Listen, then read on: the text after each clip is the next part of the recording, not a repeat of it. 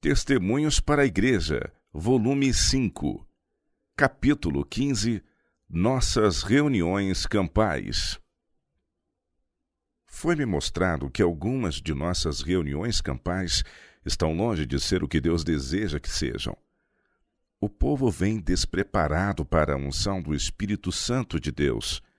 Geralmente, as irmãs devotam considerável tempo antes da ocasião no preparo de vestidos para o adorno exterior, enquanto esquecem inteiramente o adorno interior, que é de grande valor à vista de Deus. Também é gasto muito tempo em culinária desnecessária, na preparação de ricas tortas e bolos e outros artigos de alimentação que fazem positivo dano aos que deles participam. Preparassem nossas irmãs bom pão e algumas outras espécies de alimentos saudáveis, e tanto elas como sua família estariam melhor preparadas para apreciar as palavras de vida e muito mais susceptíveis à influência do Espírito Santo. Muitas vezes é o estômago sobrecarregado com alimentos que raramente são tão saudáveis e simples como os ingeridos no lar, onde a quantidade de exercício feita é dupla ou tripla. Isso leva a mente a ficar em tal letargia que é difícil apreciar as coisas eternas. As reuniões terminam e eles ficam desapontados por não haverem desfrutado mais do Espírito Santo. Ao se preparar para a reunião, cada indivíduo deveria examinar íntima e criticamente o próprio coração diante de Deus. Se houver sentimentos desagradáveis, discórdia ou conflitos na família, uma das primeiras ações de preparação deveria ser confessar as faltas uns aos outros e orar uns pelos outros. Humilhar-se diante de Deus e fazer sinceros esforços para esvaziar o templo da alma de todo entulho, inveja, ciúmes, suspeitas e críticas. Limpai as mãos, pecadores. E vós, de duplo ânimo, purificai o coração. Senti as vossas misérias e lamentai e chorai. Converta-se o vosso riso em pranto e o vosso gozo em tristeza. Humilhai-vos perante o Senhor, e Ele vos exaltará. Tiago, capítulo 4, versos de 8 a 10. O Senhor fala. Entre em seu aposento e em silêncio comungue com o próprio coração. Ouça a voz da verdade e da consciência. Nada terá mais clara visão de si mesmo do que a oração secreta. Aquele que vê em secreto e sabe todas as coisas, iluminará o entendimento e responderá às suas orações.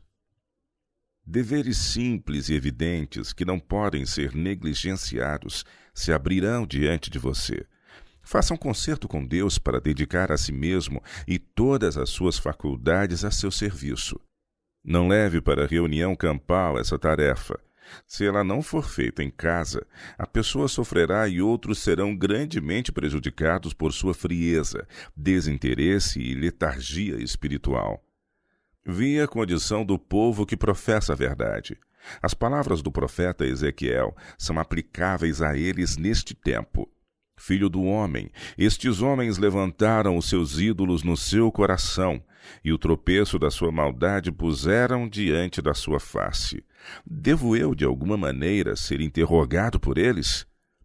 Portanto, fala com eles, e dize-lhes, assim diz o Senhor Jeová, qualquer homem da casa de Israel, que levantar os seus ídolos no seu coração, e puser o tropeço da sua maldade diante da sua face, e vier ao profeta, eu, o Senhor, vindo ele, lhe responderei conforme a multidão dos seus ídolos. Ezequiel capítulo 14, versos 13 e 4. Se amamos as coisas do mundo e temos prazer na injustiça, ou no companheirismo com as nocivas obras das trevas, colocamos a pedra de tropeço de nossa iniquidade diante de nós mesmos e estabelecemos ídolos em nosso coração. A menos que, mediante esforços determinados, os coloquemos para fora, nunca seremos reconhecidos como filhos e filhas de Deus. Eis uma obra na qual as famílias se devem empenhar antes de ir às nossas santas convocações. Seja o preparo da comida e do vestuário questão secundária, antes comece já em casa profundo exame de coração. Orem 3 vezes ao dia e, como Jacó, sejam importunos. É em casa o lugar de encontrar a Jesus. Então o levem consigo à reunião. E quão preciosas serão as horas que ali passarem. Mas como poderão esperar sentir a presença de Deus e ver a manifestação de seu poder quando a obra de preparo para essa ocasião é negligenciada? Por amor à sua salvação, por amor a Cristo e por amor aos outros, trabalhem em casa. Orem como não estão acostumados a orar. Quebrante-se o coração diante de Deus. Ponham sua casa em ordem. Preparem seus filhos para essa ocasião. Ensinem a eles que não é de tanta importância que apareçam com finas vestes, como que se apresentem diante de Deus com mãos limpas e coração puro. Removam cada obstáculo que lhes esteja no caminho, todas as diferenças que possam ter existido entre eles mesmos ou entre vocês e eles. Assim fazendo, convidarão a presença de Deus em seu lar e os santos anjos os acompanharão ao irem à reunião e a luz e a presença deles afugentarão as trevas dos anjos maus. Mesmo os descrentes sentirão a santa atmosfera quando entrarem no acampamento. Oh, quanto se perde pela negligência dessa importante obra! Vocês poderão apreciar a pregação e ficar animados e reavivados, mas o poder convertedor e reformador de Deus não será sentido no coração e a obra não será tão profunda, completa e duradoura como deveria. Que o orgulho seja crucificado e a pessoa vestida com o precioso manto da justiça de Cristo e que a reunião lhe proporcione alegria. Ela será para o seu espírito como que a porta do céu. A mesma obra de humilhação e exame de coração deveria ser feita também na igreja, para que todas as diferenças e malquerenças entre os irmãos possam ser postas de lado antes de comparecerem diante do Senhor nos encontros anuais. Comecem essa obra com determinação e não descansem até que ela se complete, pois se vocês vieram às reuniões com dúvidas, murmurações e disputas, atrairão os anjos maus para o acampamento e trarão trevas aonde quer que forem. Foi-me mostrado que, por falta dessa preparação, as reuniões têm realizado tão pouco. Os pastores raramente estão preparados para trabalhar pelo Senhor. Há muitos oradores, aqueles que em geral dizem coisas extravagantes e perspicazes, saindo de seu caminho para atacar outras igrejas e ridicularizar sua fé. Mas poucos sinceros obreiros de Deus. Esses astutos e presunçosos oradores professam ter a verdade mais do que qualquer outro povo, mas a maneira de trabalhar e o zelo religioso de modo nenhum correspondem à sua profissão de fé. Olhei para ver a humildade de espírito que sempre deveria ajustar-se como uma veste apropriada sobre nossos pastores, mas ela não existia neles. Olhei para o profundo amor pela salvação das pessoas, o que o Mestre disse que deveriam eles possuir, mas não o encontrei. Procurei ouvir as ferventes orações apresentadas com lágrimas e angústia de espírito em favor dos descrentes e impenitentes havidos em seus próprios lares e na igreja, porém nada ouvi. Atentei para os apelos feitos no espírito, mas não os havia.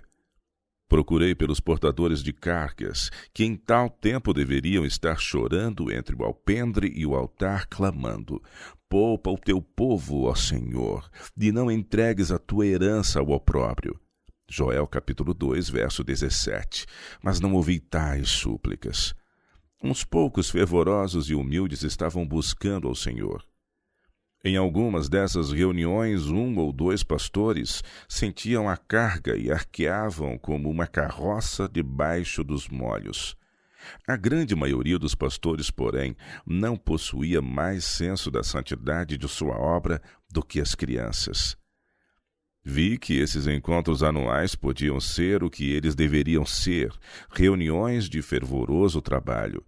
Os pastores deveriam procurar obter preparo de coração antes de assumir a obra de ajudar os outros, pois o povo está muito mais adiantado do que muitos dos pastores.